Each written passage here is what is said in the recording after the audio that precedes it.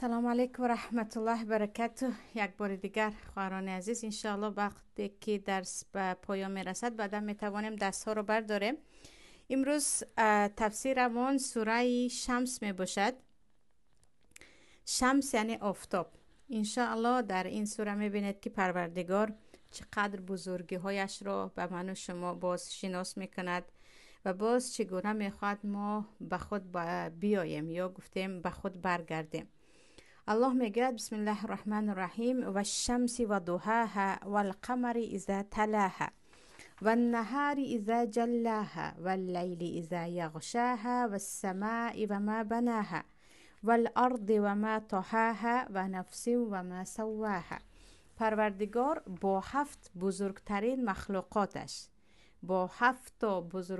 مخلوقاتش به ما قسم میخورد. یکی با آفتاب، دیگری با ماهتاب، دیگری با روز، دیگری با شب، دیگری با آسمان، دیگری با زمین و آخرانش با خود انسان. الله میگوید و شمس و ضحاها، قسم به آفتاب و قسم به نور آفتاب، یا قسم به آفتاب و نورش، یعنی با نورش.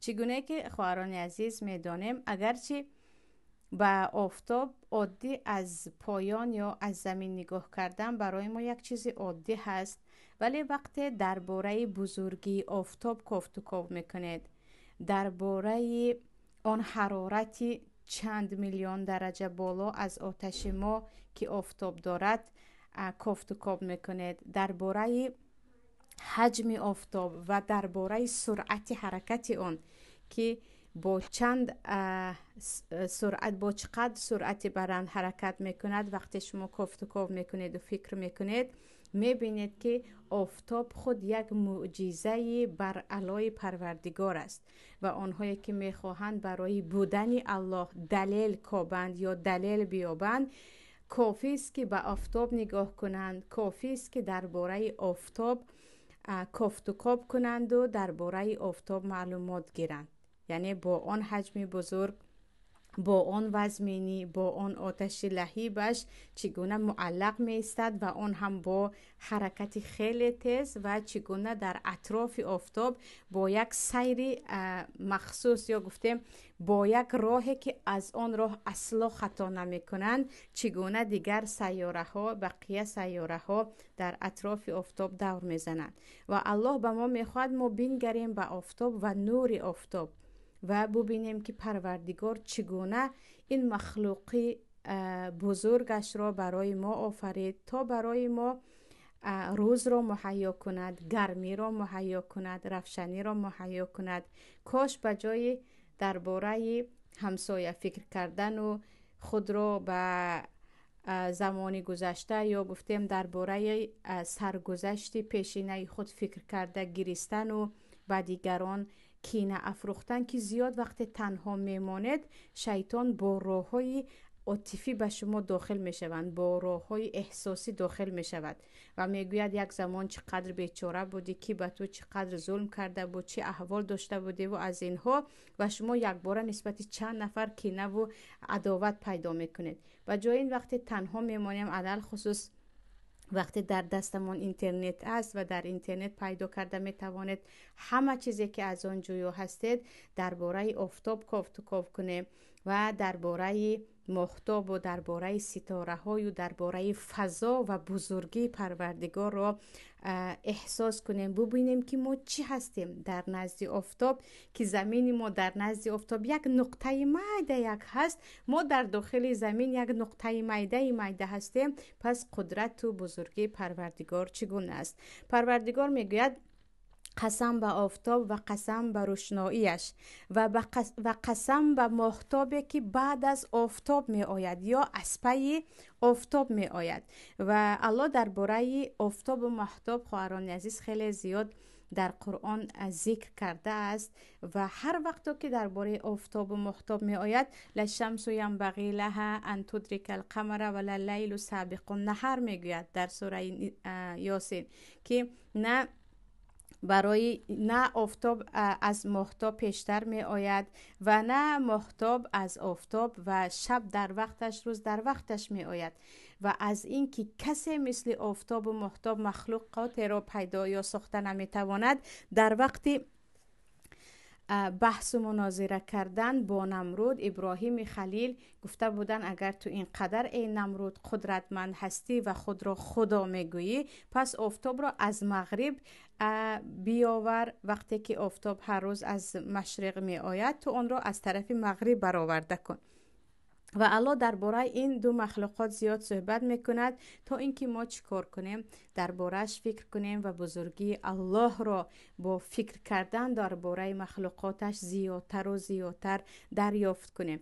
و ماهتاب الله میگه و قسم به ماهتابی که بعد از آفتاب می آید، چگونه میدونه دین ما، دین اسلام خیلی رابطه قوی با ماهتاب دارد از جهت عبادت ها.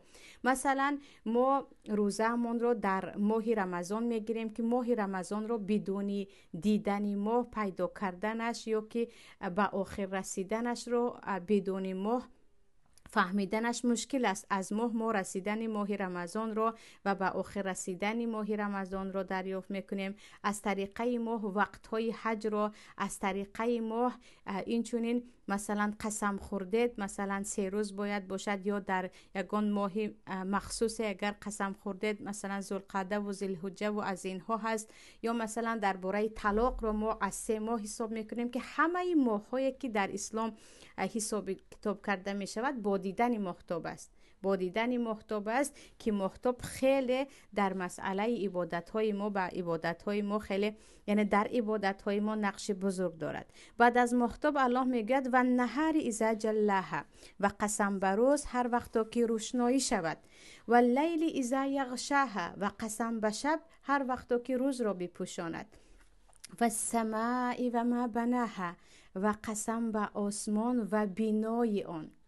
یعنی الله قسم میخورد با آسمان و طرز بنا شدن آن که الله چگونه آسمان را بنا کرده است. و درباره آسمان هم که الله 7 طبقه آفرید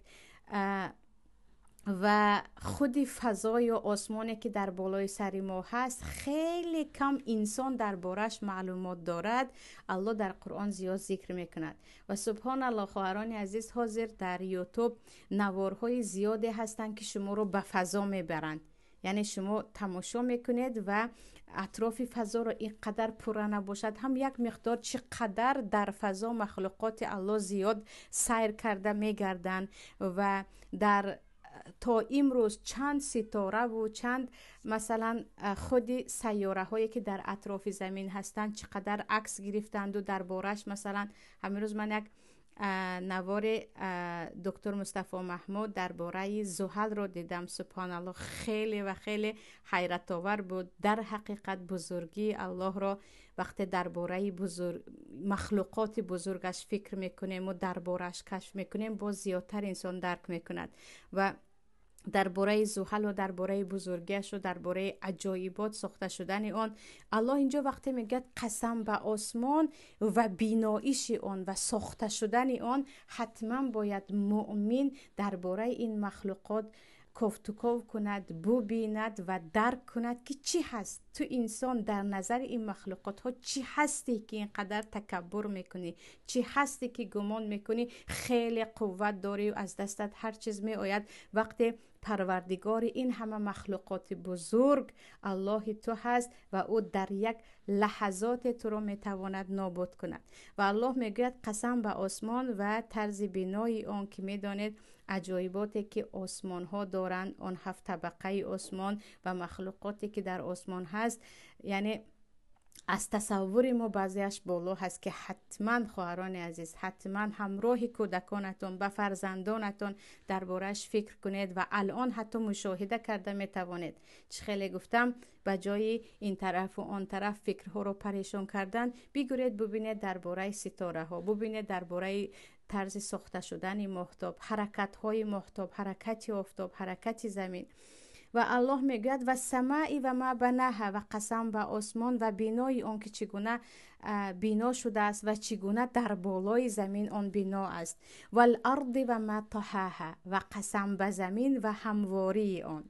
یعنی زمینی که همه اتفاق هستیم کوره شکل هست، الله همین گونه آفریده است که اگرچه کوره شکل است برای زندگی ما هموار است. کسی از آن به هیچ جا نمی افتد در حالی که وی معلق می استد و الله می خواهد به این نظر ما را بینگراند. در دوامش می گوید و نفسی و ما سواها، و قسم به نفس و قسم به انسان و طرز ساخته شدن آن.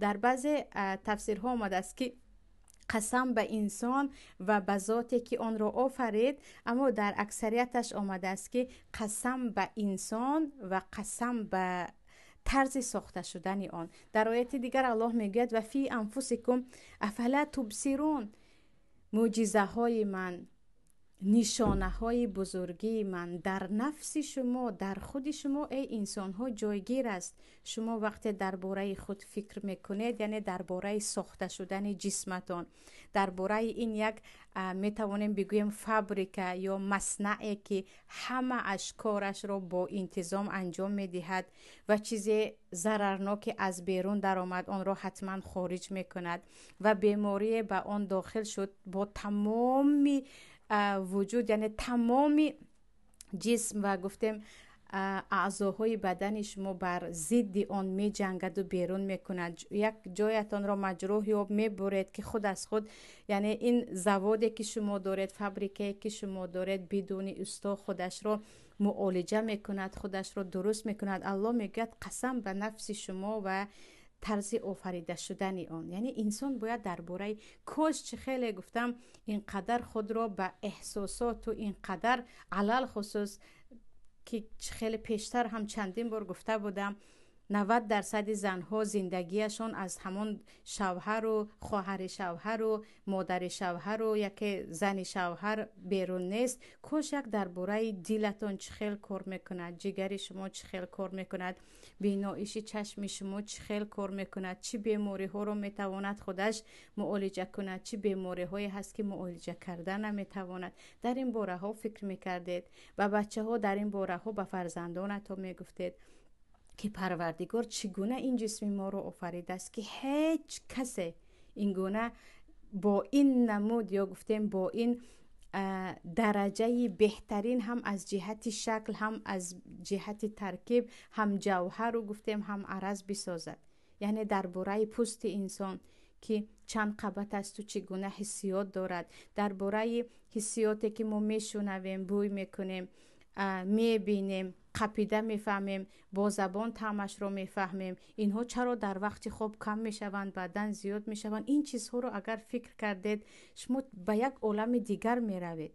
یعنی این فقط علم طب نیست خواهران عزیز، حتما نباید تو طبیب باشی که درباره جسمت بیاموزی. این یک خود را شناختن راهی هست برای شناختن الله، بزرگی الله. و مشکلی فقط ما برمیگردیم یک چیزهای، یعنی درباره یک چیزهای سوال میکنیم و گفتگو میکنیم که به هیچ فایده ندارد. درباره چشمتون گفتگو کردید، حتما درباره دردهای چشم هم با خبر میشوید و معالجه آن. درباره مثلا پوست و استخوانتان گفتگو کردید، حتما درباره بیماری و دیگر نمود معالجه های آن گفتگو میکنید. یعنی این چیزها پیدا میشود. ببینید چقدر هم شما یک انسانی مثقف یا گفتیم با فرهنگ میشوید و دایره معلومات شما وسیع می شود و چقدر از خود هم راضی می شود. الله پروردگار انسان را همین گونه آفریده است که یک معلوماتی جدید وقتی به او می رسد او خوشحال می شود. برای همین می بینید که علمای آنهایی که از پی کشفیات و معلومات های جدید هستند تقریبا همیشه چهره کشاد دارند، از خود راضی‌اند و همیشه خوشحال می نماید.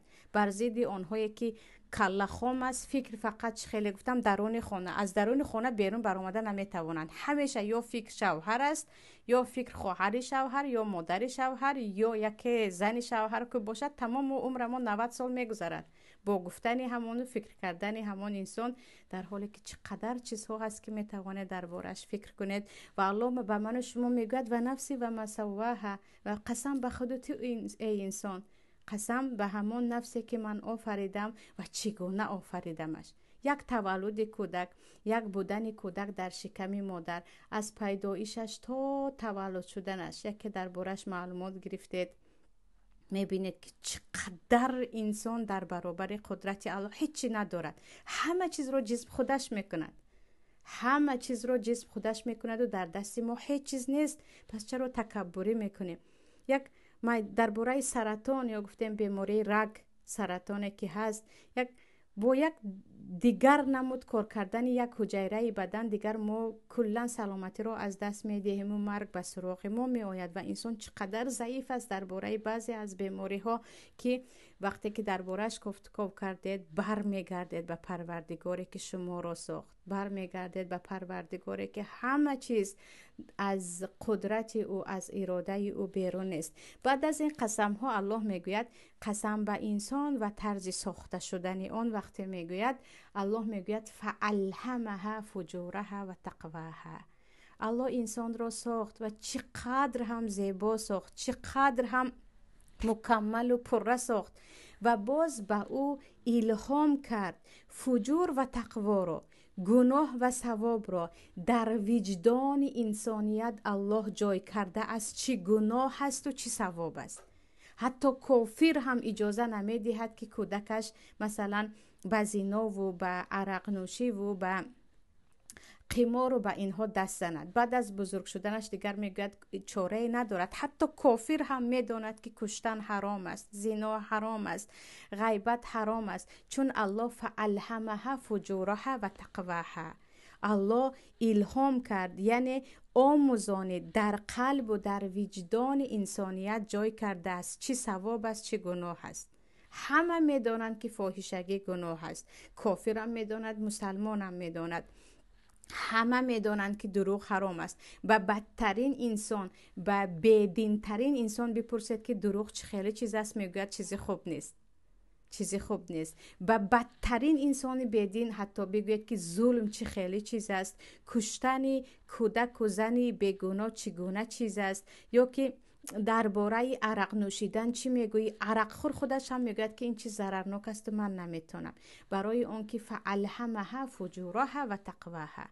پروردگار به انسان الهام کرده است، وجدان انسانیت خودش جدا میکند چی گناه هست و چی ثواب است. یعنی هر چیزی که پلیدی هست خودی وجدان آدمیزاد آن را قبول ندارد. هر چیزی که ثواب است و رضاگی الله هست خودی وجدان انسان از آن راضی هست. نزدیکی های سال گذشته زمستان بود که در برف شدید وقتی مسلمان ها در برف نماز میخواندن در مسکو، تقریبا روزها بودن که کامل نوشته بودن که چقدر زیبا هست وقتی یک مرد زانو بزند نزد پروردگارش. یعنی اگرچه خود کافر است اما زانو زده عبادت کردن یک مسلمان را او دوست می‌دارد. یعنی کسی عبادت را بد نمی‌بیند. لیکن این باز همان شهوت های انسانیت هست، یا گفتیم از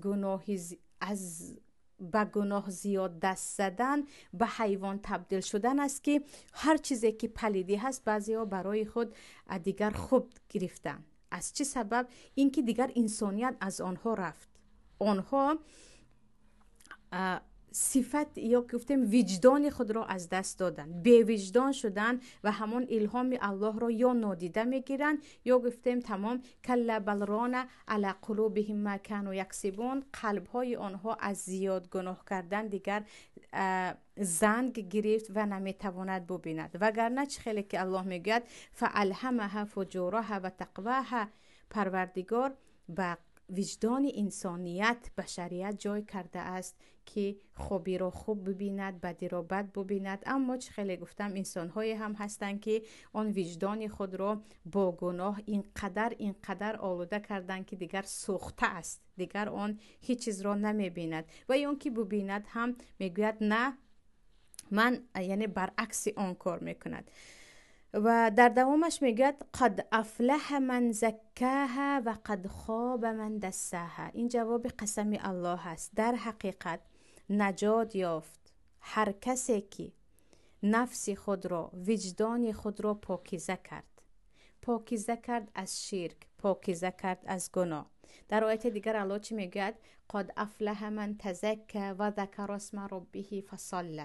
در حقیقت نجات یافت هر کسی که وجدان خود را از شرک و از گناه ها پاکیزه کرد و برای پروردگارش نماز گذاشت و پروردگارش را ذکر و زیاد کرد.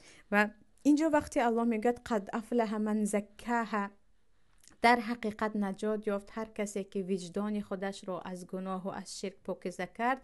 اگر انسان یعنی پروردگار به خود انسان حواله کرد، اما خیلی که پیشتر گفته بودیم به توفیق اللهی یگان نفر نمیتواند جسم خود را یا گفتیم وجدان خود را پاک سازد.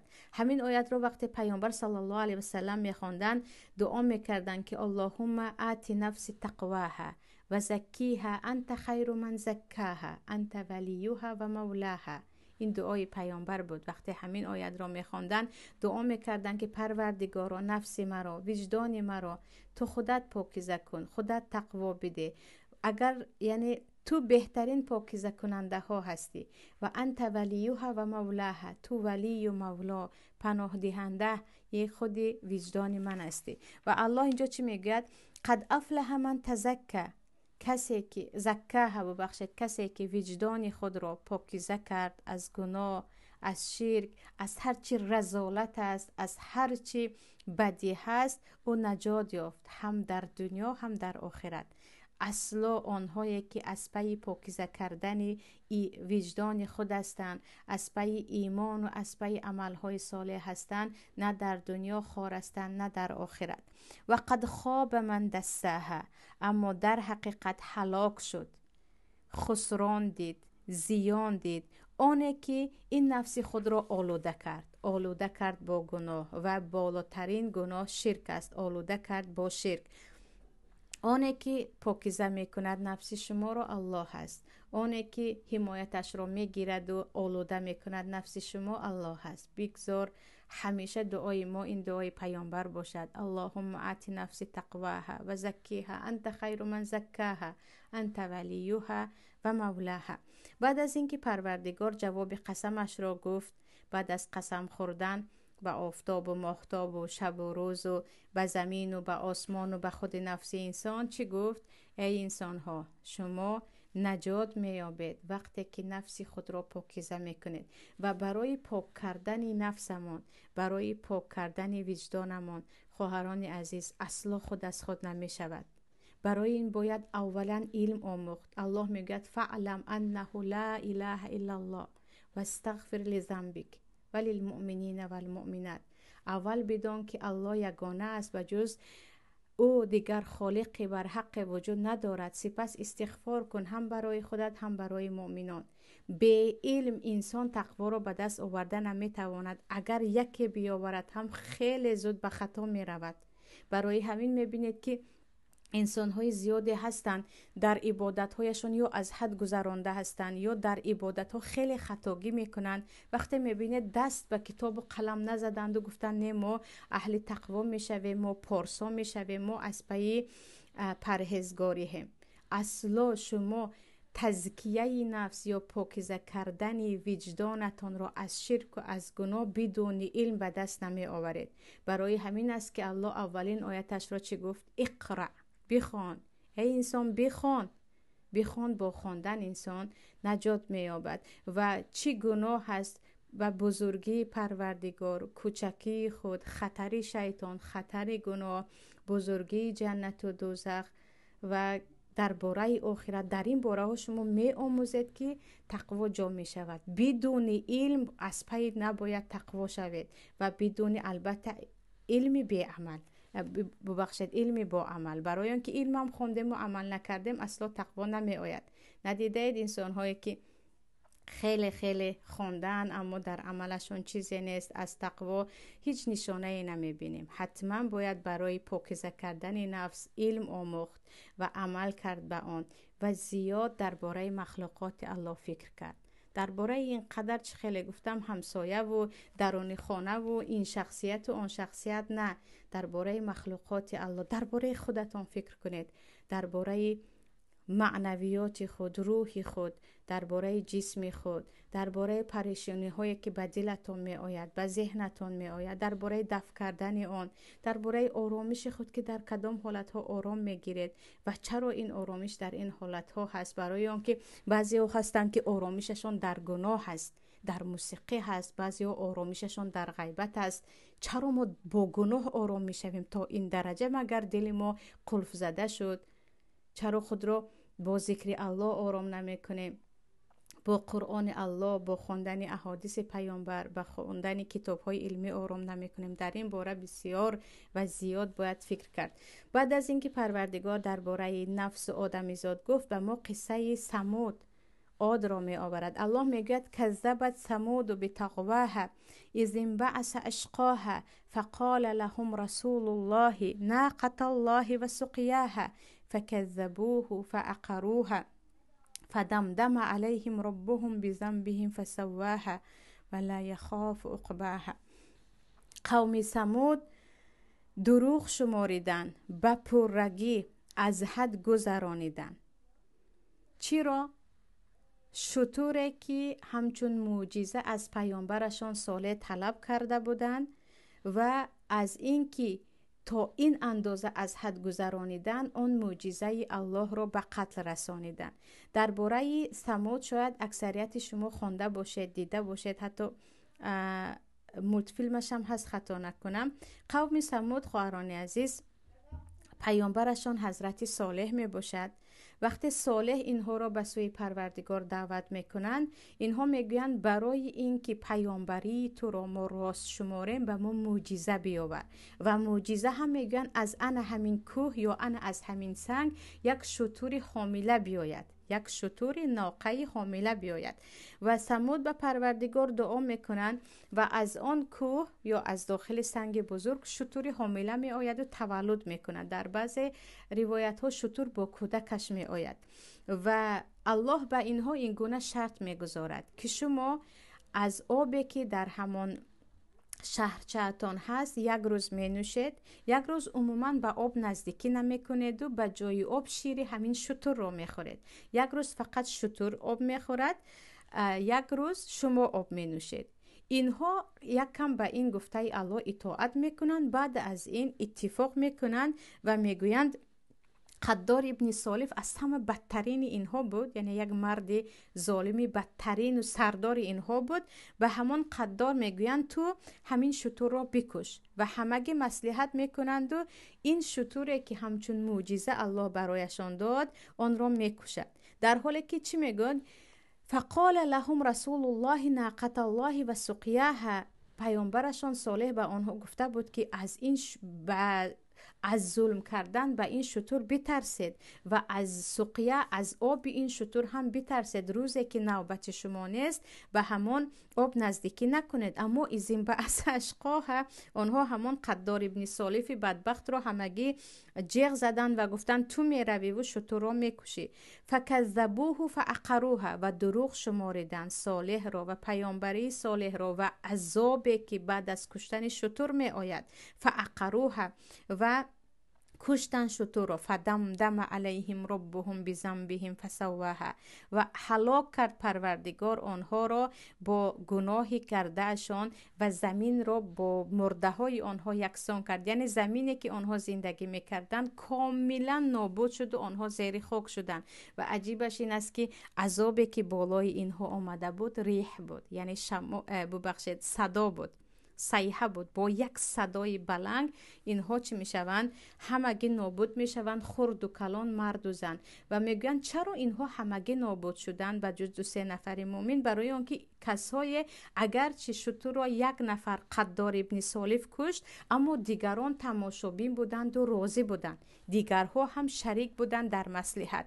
برای همین یک جماعت مصلحت کرده یک نفر را کشند. از روی اسلام همه این جماعت باید قصاص کشته شود، چون اینها همگی در خون آن شریک هستند. و سبحان الله، پیامبر صلی الله علیه و سلم به حضرت علی میگویند اتدری من اشقى الاولین؟ ای علی، آیا میدانی بدبختترین انسان هایی که پیشتر بودند کی هستند؟ حضرت علی میگویند الله و رسولش داناتر است. میگویند عاقر الناقه، همانی که همون شتر معجزه صالح رو کشته بود، همون قدار ابن صالح. بعد از این میگویند اتدری من اشقى الاخرین، آیا میدانی بدبختترین از بعدن آمده ها که ها هستند؟ حضرت علی میگویند الله و رسوله اعلم، الله و رسولش داناتر است. میگویند قاتل و کشنده ای تو، یعنی اونی که تو رو میکشد. این یک معجزه پیامبر بود که به حضرت علی کرم الله وجهه خبر داده بودند که تو کشته میشوی و بدبختترین نفر همون است که تو رو میکشد.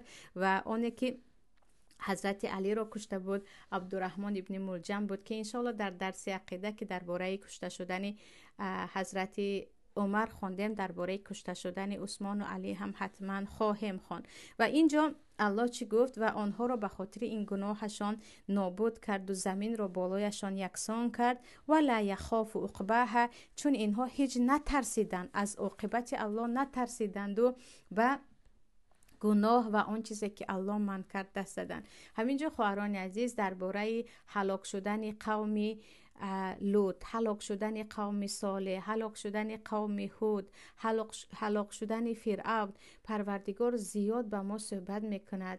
میخواهد ما بدانیم که با آسانی نیست وقتی که گناه میکنی با همین تمام میشود. نه، پروردگار خواست بلای بالایت می آورد، علل خصوص وقتی یک شهر کاملا نسبت الله به یک حرام کرده الله دست زنند که دیگر واویلا نمیدانید راه نجات از این در کجا هست. یعنی این قصه را پروردگار برای ما می آورد و دیگر قصه ها را در قرآن ذکر می کند تا اینکه ما به خود آییم و از عقاب الله بترسیم، از جزای دنیوی و اخروی الله بترسیم. این بود سوره شمس خواهران عزیز. انشاءالله که عمل کردن به این سوره و علل خصوص برایمان وظیفه باشد که بیاید چه خیلی گفتم درباره مخلوقات الله، علل خصوص درباره کون، فضا و دنیا و اطراف دنیا، ماه و ستاره و درباره چیزهایی که الله آفریده است بیاید زیادتر فکر کنیم و دربارهش برای دیدن هم وقت جدا کنیم که این یک نعمت است که ما در اینترنت درباره جسم انسان پوره معلومات یافته می توانیم.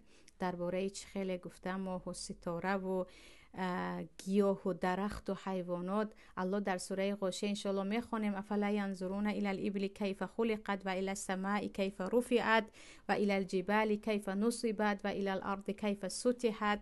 درباره مخلوقاتش زیاد با ما صحبت میکند که یک بینگرید، یک با نظری بصیرت و عقل بینگرید و فکر کنید درباره آنه که اینها رو آفرید، آن خالقی که این مخلوقات را آفرید، درباره قدرت او، درباره زیباییش آفرینش او و درباره بزرگی او فکر کنید که کجا هستن این گونه مسلمان ها، کجا هستن این گونه خواهران تاجیکی که خیلی گفتم ما فقط فکرمون داخل خانهمون هست، ما بیرون نمی برایم و روز از روز دارد زندگیمون بالایمون سیاه می شود. این بود سوره امروزه. الله نصیبمون کرده باشد درس آینده همراه شما می گیریم سوره بلد را و با همین نیم پاره تفسیر به اذن الله تمام می شود. می توانیم سوال های خود را دهیم.